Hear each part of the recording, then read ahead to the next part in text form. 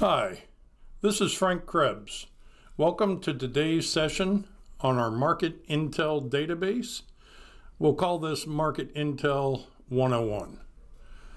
First, when you log in to the Market Intel database, this is the main screen that you will see. You will also see it called Main Menu up in the upper left-hand corner here. Now, you will have logged in already with your username, password, credentials provided by FedBiz Access. Once you're logged in, you now have access to all of this database. You have access to parts and products, you have access to primary searches, and you have access to research. Now, most people, when using this database, are set up initially with their information pertinent to what business or businesses they are involved with. Once that is set up, you will have My Opportunities presented to you on a daily basis. So if you notice, I clicked on My Opportunities. Now, I've set this up initially to be a trucking company, freight logistics business. And these are the current opportunities that are out there for that particular business entity based on the setup that FedBiz Access has provided your company. So if you look at this, there are going to be different opportunities. Our opportunities involve both federal government opportunities as well as state and local government opportunities. That would be your various states, your counties, cities, towns, etc. And in this example, you see both of those or all of those included.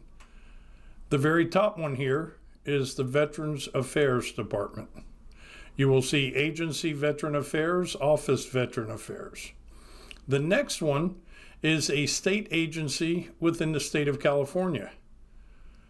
You then get another state agency within California, and again. Now, sometimes these opportunities are duplicated.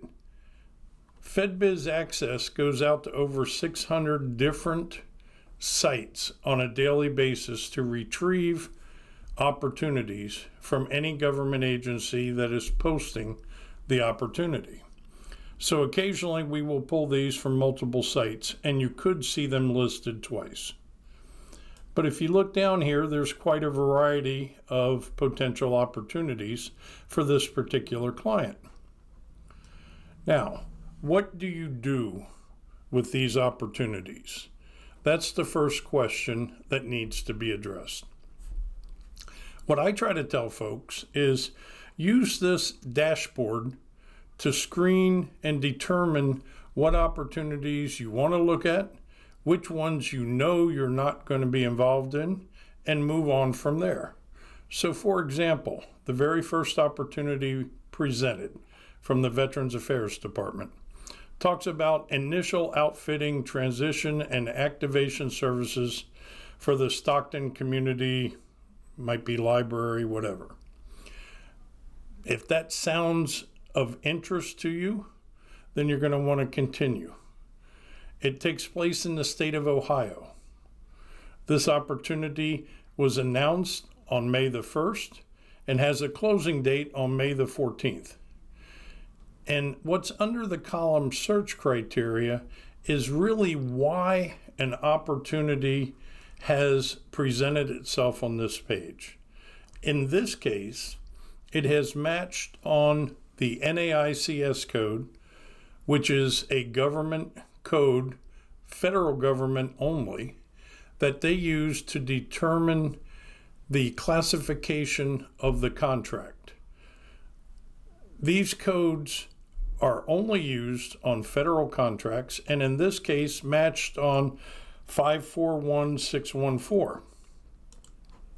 That's the general information that's here. That's what you initially have to go on. If you know you cannot handle outfitting, transition, and activation services, you can delete this. To delete, you put a check mark by using the left click on your mouse under the delete column and then go up and hit delete checked items. I'm not going to delete this at this point, but it would be removed from this listing forever. It will not appear again.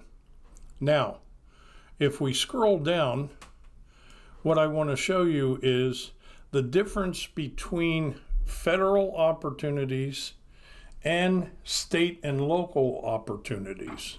Okay? So to show everyone what you actually will be looking at, I'm going to pick one of these opportunities to go to. I'm going to come down here and I'm going to pick on this opportunity here from the Library of Congress, Inventory Management and Support Services IDQ. And I'm going to click the View Solicitation on the left-hand column. When I do, on a federal opportunity, it takes us to sam.gov. This is where all of the federal opportunities are stored and located. When I scroll down, I'm going to pay particular attention to the information under General Information and then under Classification. As you will see, in this case, this is a combined synopsis solicitation. Anytime you see the word solicitation, that means the government is soliciting bids. All right. In this case, an original published date was April 3rd of 2024. However, this particular contract had updates performed most recently on April 24th of 2024. Now, the date offers were due was originally April 26th. However, one of the changes made in the update was to extend the due date to May the 3rd. Now, that you know the due date, you know when the most recent change was made, and you can use that when pulling down any attachments or documents that the government has provided. The next thing you want to look at is classification. You want to look to see if there's a set-aside.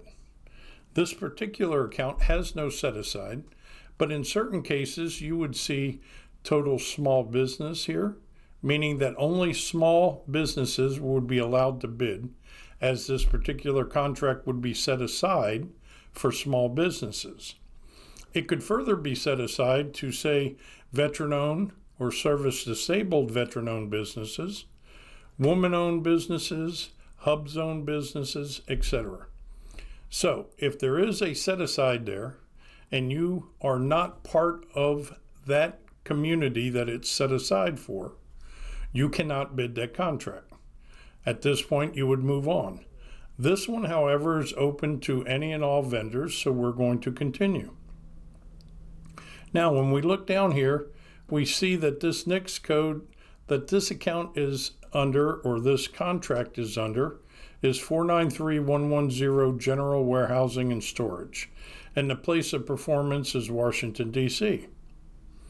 So when we scroll down, there's a brief description provided, and it says right here, the issuing document is a request for proposal. So when you scroll down to look at the attachments, you're going to want to look for certain documents. First of all, the original documents were published on April 3rd, so they're going to be down at the bottom. All right. And when you look, April 3rd, here's their main document. So this is the main statement of work. On April 24, they published questions and answers. So we're going to open the main document. It downloads to your computer. When we open this, you will see there's 71 pages here. There's going to be your standard form 1449, followed by a table of contents. Federal contracts typically follow a very similar table of contents. The most important sections to this will be sections L instructions, conditions, and notices to offers, and in section M, the evaluation factors for award. At this point, I'm going to go there to see if there's anything that would prevent us from bidding on this particular contract. So when I go to section L, I'm looking at it, there's a due date, clarification questions were issued. Here's the submission instructions. They're telling me how, where, and in what format they want the proposals submitted. For example, there's a proposal format and content section. So here they're telling me they want to see 5 volumes.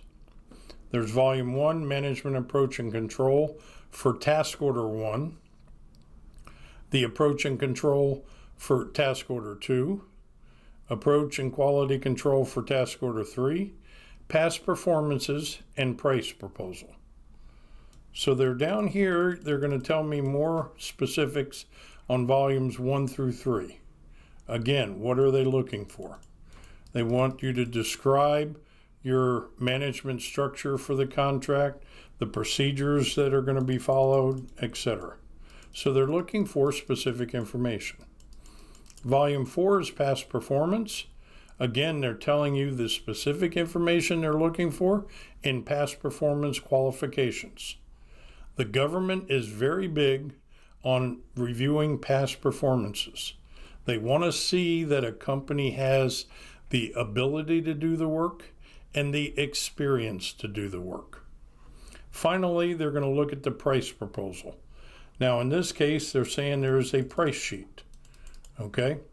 So the price sheet is included. We're going to look at that in a second. Then we're going to look at evaluation factors for award. This is telling you the methodology that will be followed, what they're looking for, what they're going to pay more attention to, what is rated higher in terms of when it comes down to determining between vendor A and vendor B, what's going to take precedent. So it's very important to structure your bid according to how they're reviewing your proposals. Okay? So if we go back to the SAM document, there's a price sheet. This is what you would fill out for the pricing proposal section. In this case, it's an Excel document. It's called Attachment 1 Price Sheet. They're looking for specific prices, and they're looking for each year in which this contract will be operating. So in here, this is a 5-year contract. You have your initial year and then each out year. And they need separate pricing for every year. And this is what they're looking for. So in addition to the base pricing, they want the pricing for task order 1, task order 2, and task order 3. Once you've completed this, you're ready to submit your proposal along with the other requirements that were contained in section L of the document. Okay? That's how you review the standard information. Now, the Market Intel database has far more information than this. Vendors typically start at My Opportunities, but if they go to main menu, they can do searches for machine shop opportunities. They could research open solicitations themselves by putting in specific keywords, an NAICS code, a professional service code, etc. And they can refine those searches. They can search for all government contractors. This provides SAM information on any government contractor who submitted their information to SAM. They can also do research. Research can be highly effective.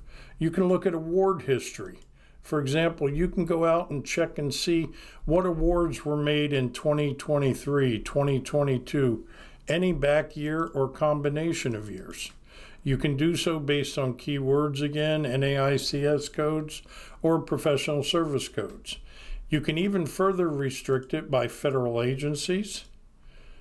You've got every federal agency listed here, by state, and you can do so by set-aside type. If you want to only see awards that were given to women-owned businesses, you would click that and whatever information up in step 1. All right, this is just a brief overview of what this system can do. It is very powerful and it is very enlightening when looking at bidding opportunities within the government marketplace. Remember too, this system includes not just federal opportunities, but also state and local municipality opportunities. With that, we'll conclude our Market Intel 101. I hope everyone has a great day. And again, this is Frank Krebs with FedBiz Access.